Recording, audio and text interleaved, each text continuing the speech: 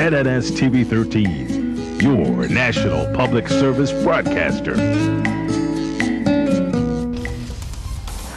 A tug of war in the West over land ownership, scrap metal dealers waiting for the ban to be lifted, and a local musician honored.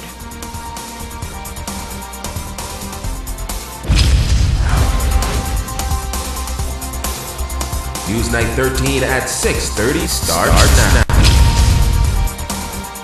Good evening all and welcome to Newsnight 13 for this Tuesday, October 25th, 2011. I'm Shashina Rule sitting in for Pakisha Edgecombe. Thanks so much for tuning in. Topping news, a small community in West Grand Bahama is in an uproar tonight, and it is all over land ownership. Residents who have been living in the Hannah Hill community for several decades say the land ownership is now in dispute, and despite their investments over the years, they are now being challenged. Megan Shepard has tonight's top story. Residents say they have been leasing property in the Hannah Hill area for more than 40 years. But for the past 3 years, the ownership of the land has been in dispute, and they have been long going through a tug of war. Loretta Jones is one of the residents searching for answers. We leased the property from Percy Barr. We was paying him the lease. Now, he died. We didn't have anyone to pay. No one came up, only till after Wilma, they come up front. So I really want to know who owned the land. If Crown Land own it, deal with the Bahamian people. Whoever squat on it, whoever lease the land, try sell it or tell them what's going on. The 70-plus residents say they have been leasing the land from Percy Barr, who is now deceased. They contend that the Tynes family has no legal entitlement to the land.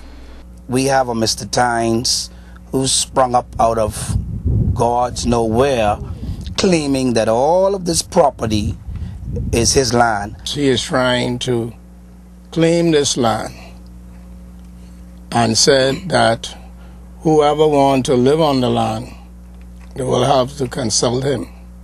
And today we are here together and we are trying to seek our rightful rights. This dilemma began 3 years ago. According to the residents, that's when the Tynes family began sending letters demanding that they show proof of ownership or their lease history. It has no reference to why and who he acquired from and the ownership, but it says that in reference of knowledge, quiet possession is you don't own the land, you are trying to take it in a quiet way, so to speak. These residents say they have documents to prove their case and indicate that they are prepared to take legal action. I live in Hannah Hill, the house right there, for 39 years.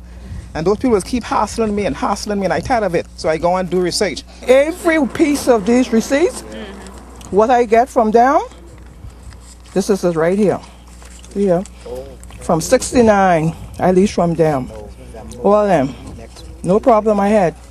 Kenvin Jones, whose parents live in the Hannah Hill area, says he has joined the fight because he wants to see justice served. We get the relevant authority here so that persons could achieve or receive documents from the government, from land and surveys, even if they have how the system is, to purchase, okay, at a reasonable government rate, the land which is government land, which we understand. Megan Shepard, ZNS News. Now, Trinard Tynes, heir to the Grant family, is responding to the claims of the residents in Hannah Hill. He says persons who received letters have always had the opportunity to discuss the situation with his family. He contends that they have sought legal counsel and are prepared to take action to prove to the disgruntled residents that he and his family are the true and rightful owners. You know, they said they were leasing. We are not leasing, you see. And that's what we're trying to get straight now, because as you know, the government even is asking persons who are landowners to get their documentation organized. We are getting ours organized. That's why we serve the letters for everyone in that area to produce any documentation to state what their status is on the said tract of land. And for them to gather together like that, it wasn't necessary. In other news, it's been almost 3 months now since the government placed an immediate ban on the export of copper wire and scrap metal in the country. The move was said to be in response to widespread theft. Now, the owner of a prominent company in the industry is giving his take on the future of scrap metal in the Bahamas. To make some things happen. Those in the scrap metal business are hoping that the ban will be lifted soon. Business owner for Presta Recycling Travis Hall is among them. With 28 employees and the completion of a newly constructed building, Hall has invested a lot of money in the business. Yet he believes the government's decision to implement a ban was the right thing to do. The people that were not into recycling for the reasons that they should be in, to it as a business and respect it as a business and as an environmental work, most of them will not be in the business anymore because of that 3 months. Two, my employees were able to,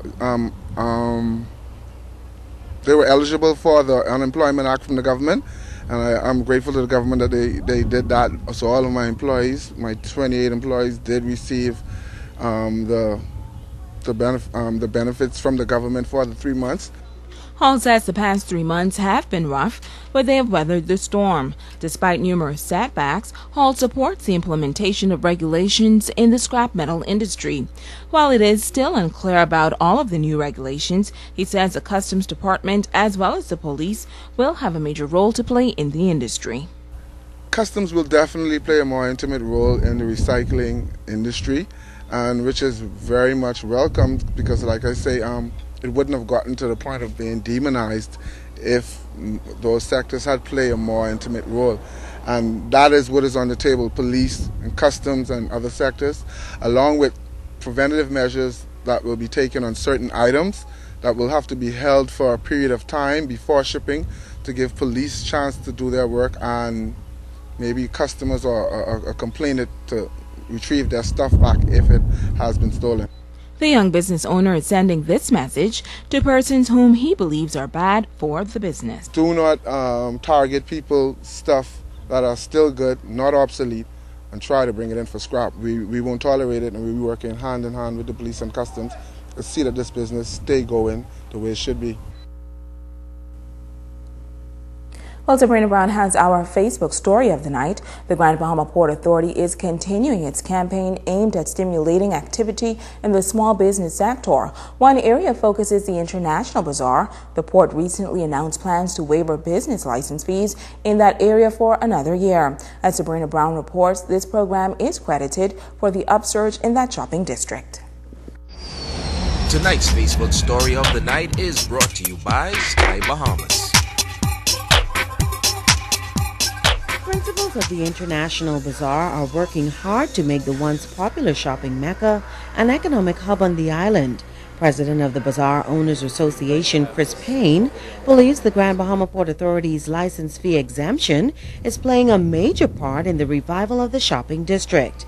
At the end of 2009, there were only 30 stores operating in the bazaar. That number jumped to nearly 75 in less than 2 years. Payne is optimistic about the extension of the license fee waiver, but he hopes to see more creative ideas as new businesses emerge. I think we've kind of overdone the boutiques. I think we have enough boutiques. I think the new businesses we need are something, I think people have to kind of think out of the box and come up with a business that we don't have. Goods and services, some local service that might benefit the residential market, but at the same time offer something new for the tourist market.